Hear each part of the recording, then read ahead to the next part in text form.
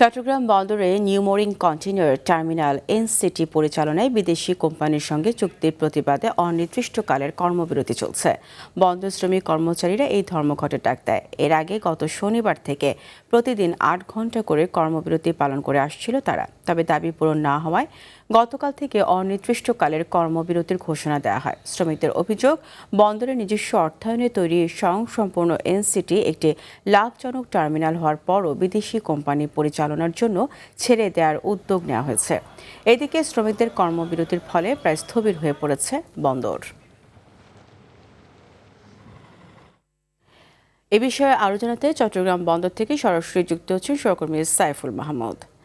সাইফুল, চট্টগ্রাম বন্দরের বর্তমান পরিস্থিতি কেমন দেখছেন এবং এই পরিস্থিতি রোজার আগে যে সৃষ্টি হয়েছে এতে শ্রমিক ও ব্যবসায়ীরা কি বলছেন? জি ফারিয়া, আসলে যেমনটি বলেছেন, আজ টানা ৬ষ্ঠ দিনের মতো কিন্তু আসলে চট্টগ্রাম বন্দরের ধর্মঘট অতিবাহিত হচ্ছে। গতকাল থেকে কিন্তু আসলে একটু ভিন্ন ধরনের ঘটনা ঘটেছে। গতকাল রাত ৮টা থেকে বন্দর কর্তৃপক্ষ তারা তাদের যতগুলো গেট ছিল সবগুলো গেটে কিন্তু তালা ঝুলিয়ে দিয়েছে, যাতে বন্দরের ভিতরে কেউ আর প্রবেশ করতে না পারে।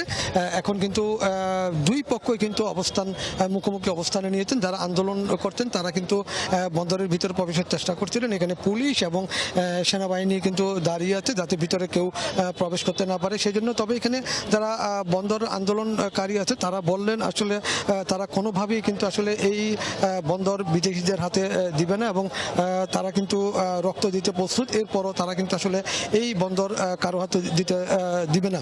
এবং একই সাথে আজ 10টার সময় উপদেষ্টা একটি বৈঠক ডেকেছেন। সেই বৈঠকে কিন্তু আসলে বন্দর ব্যবহারকারী এবং বন্দর চেয়ারম্যান, বন্দর সচিব, বন্দর ঊর্ধ্বতন কর্মকর্তারা থাকবেন বলে জানিয়েছেন। তবে যারা আন্দোলন করছেন তাদেরকে কিন্তু আমন্ত্রণ জানানো হয়নি বলে তারা অভিযোগ করেছেন। একটি বিষয় জানিয়ে রাখি, সেটি হচ্ছে যে বন্দর সাধারণত স্বাভাবিক নিয়মে চললে সেখানে প্রতিদিন 2 থেকে 2,500 কন্টেইনার পণ্যবাহী কন্টেইনার কিন্তু রপ্তানি হয়ে থাকে। লাগাতার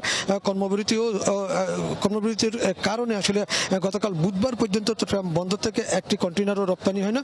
আন্দোলনকারীদের বাধার মুখে কোনো জাহাজ বন্দর যেটি ছেড়ে যেতে না পারায় কোনো পণ্য রপ্তানি হয়নি। লাগাতার কর্মবিরতির কারণে রপ্তানি না হওয়ায় বন্দর চরম ভোগান্তিতে পড়েছে এবং জেটিতে থাকা 10,000 জাহাজ বেসরকারি ডিপোতে আটকে আছে প্রায় 13,000 একক পণ্যবাহী কন্টেইনার। আসলে এই কন্টেইনার যেগুলি আসলে রপ্তানির জন্য রাখা হয়েছে সেগুলির মূল্য কিন্তু $66 কোটি বা 8,000 কোটি টাকার পণ্য। এই 8,000 কোটি টাকার পণ্য কিন্তু আসলে বিদেশে রপ্তানি করতে না পারলে কিন্তু বড় ধরনের একটি ধস নামবে বলে অর্থনীতিতে মনে করছেন। তবে এখানে কিন্তু এই মুহূর্তে কিন্তু দুনো পক্ষই মুখোমুখি অবস্থান নিয়েছেন। যেহেতু উপদেষ্টা সাখাওয়াত 10টায় বৈঠক করবেন, এরপরে আসলে কি হয় বুঝে যাবে। আমরা হয়তো পরবর্তী সংবাদে আপনাদেরকে আপডেট আরো কিছু দিতে পারবো বলে মনে করি। ফারিয়া, ধন্যবাদ।